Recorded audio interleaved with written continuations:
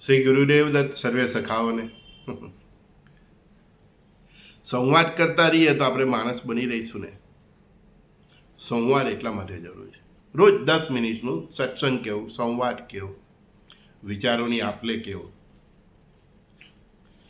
સર્વ મિત્રો સખાઓને જય શ્રી કૃષ્ણ, જય ગુરુદેવ દત્ત, જય સ્વામિનારાયણ, જય જિનેન્દ્ર, જય માતાજી. જેટલી પણ શક્તિપીઠો છે, જેટલા શક્તિ સ્થાનો છે અને તમારા જે કંઈ પણ ઈષ્ટદેવ છે એ સર્વને મારા પ્રણામ.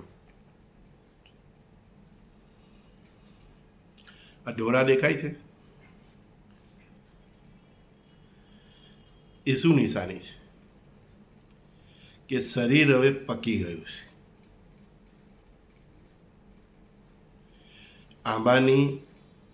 આંબાના ઝાડ પર ખેડૂત જ્યારે પ્રથમ કેરી પકીને એની જાતે નીચે પડે પછી ખેડૂતો કેરી ઉતારે છે. અને એ પકી ગયેલી કેરી પણ કેવી મીઠી હોય છે, હે ને, સાકર જેવી લાગે છે ને. એમ મનુષ્ય આવી રીતના પકી જાય પછી એ પણ સાકર જેવો મીઠો થઈ જવો જોઈએ. એ ત્યાં સુધીમાં એ દુનિયાના બધા અનુભવોથી ઘડાઈ ચૂક્યો હોય છે અને એની અંદરથી અહંકાર, મદ, વાસના આ બધું પૂર્ણ થઈને એ મનુષ્ય પકી જવો જોઈએ. આ પાકવાની નિશાની એ બતાવે છે કે હવે તમે પૂર્ણ થઈ ગયા છો. જેમ આંબો તાર તડકો વેઠીને એની મોર આવે એની પર, મોર પણ એમ બધી વસ્તુ વેઠીને ઠંડી ગરમી બરાબર, ઘણીવાર તો વરસાદ પણ પડી જાય, વેચીને એ મોટું ફળ બને છે અને એટલું પકી જાય છે કે એની ડીચ હોય તો ત્યાંથી એ છૂટું પડીને જમીન પર પડી જાય છે. અને પછી ખેડૂતો એમ કહે કે હવે આ કેરી ખાવાને યોગ્ય છે. તો આપણે પણ આ જે પકી ગયા છે ત્યારે આપણે સંસારને કંઈ આપવા માટે યોગ્ય થયા હોવા જોઈએ. એમાં પણ જીવ છે, વૃક્ષમાં પણ જીવ છે. એ ખુદ એની મેચ્યુરિટી કેવી બતાવે છે, અને તમને ફળ આપે છે યા ફૂલ આપે છે. ખુદ જલી જાય છે અને તમને પણ બાળે છે. શમશાનમાં રાંધવા માટે પણ લાકડા એ જ આપે છે. છેલ્લે સુધી એનો ઉપયોગ આપણા માટે કરવા દે છે. એને કહેવાય સેવા, એને કહેવાય સમર્પણ. આ વાર દોરા થવામાં ને એને છુપાવવાના નહીં હોય. ઠીક છે, ફેશન માટે ને થોડું લગ્ન પ્રસંગને આમ તેમ જવા માટે વેપાર બિઝનેસમાં તમારે થોડું બધું કલર બલર કરવો પડે, બરાબર, જરૂરી છે.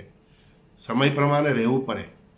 પણ આ જે ઢોળા થાય છે ને, પાકી જાય છે ને, એની પાછળનું પરમાત્માનું ગણિત પણ સમજવું પડે કે હવે આ મેચ્યોર થવાની જરૂર છે. અને આ ધોળા થઈ ગયા તો તમે જો મેચ્યોર નહીં થઈ ગયા હોય, આંબાના એટલે કેરીની જેમ પાકીને એમ તમે તમારી અંદર મીઠાશ અને ગળપણ નહીં આવી ગઈ હોય તો આ ધોરા થયા ને તે બધું નકામ. શ્રી ગુરુદેવ એટલે જ કહે છે કે અનુભવ છે જ્ઞાન પિલાય ગયે. મનુષ્યની જિંદગીમાં સંકટો અને ઝંઝાવત આ એને પકવવા માટે આવે છે. મેં ઘણીવાર મારા લેખમાં કહ્યું છે ને ઘણા મિત્રોને પણ કહ્યું છે કે ઈશ્વરે મારું પણ તવા ફ્રાય કર્યું છે. ત્યારે આ સંજુ બાબા તમને મળ્યું છે, ત્યારે આ અંતઃકરણમાંથી જ્ઞાન આવે છે. શાસ્ત્રોનું વાંચેલું જ્ઞાન ટકતું નથી, એ વાંચન છે. એની બહુ તો તમે મનન કરી શકો, પણ અમલ તો તમને જ્યારે અનુભવ મળે તે પછી જ તમે કરી શકો છો. એટલે જો તમારી પાસે કોઈ સમર્થ ગુરુ હોય ને ગુરુના સાનિધ્યમાં આવ્યા પછી તમારે જીવનમાં ઝંઝાવટ ચાલુ થઈ જાય તો સમજી લેવાનું કે એ સંત, એ ગુરુ પ્રખર ગુરુ છે. કે હવે એ તમને એના શબ્દોની સાથે તમને તમારા એ શબ્દોને અનુભવ પણ તમને કરાવવા માંગે છે. એટલે અનુભવ છે જ્ઞાન પિલાય ગયે, એ જે ગુરુદેવની વાણી છે તેની પાછળનો આ જ મર્મ છે. ભગવાન દરેકને શીખવા માંગે છે, પણ આપણી પર સંકટ અને દુઃખ આવે ને ત્યારે આપણે અવરા રસ્તે ચાલ્યા જઈએ છીએ. એટલે આપણે શીખતા નથી અને આપણું પાપ વધે છે. આપણે દુઃખના દલદલમાં ઓર ફસાઈએ છીએ. સંકટ આવે ત્યારે ઈશ્વરને પકડી રાખવું જોઈએ. સત્યને પકડી રાખવું જોઈએ. ત્યારે એ સંકટ તમને શીખવે છે. પાંડવોની સાથે ભગવાન કૃષ્ણ હાજર હજુર હતા, તો પણ એમને કેટલું દુઃખ પડ્યું. પણ એ લોકોએ સત્યને પકડી રાખ્યા, ભગવાનને પકડી રાખ્યા, તો આજે સુસ્તી પાંડવોને યાદ કરે છે.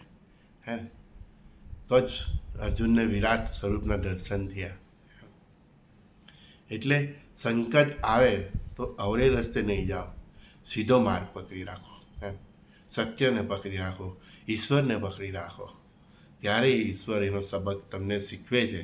અને જ્યારે શિષ્ય તૈયાર થાય છે, ત્યારે જગત કલ્યાણ માટે એને પોતાના કલ્યાણ માટે એ તત્પર હોય છે.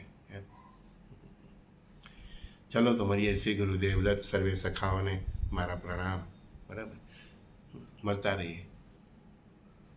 સંજય બોરીવાલા તરફથી સર્વે માતા ભાઈઓ બહેનોને મારા દંડવત પ્રણામ.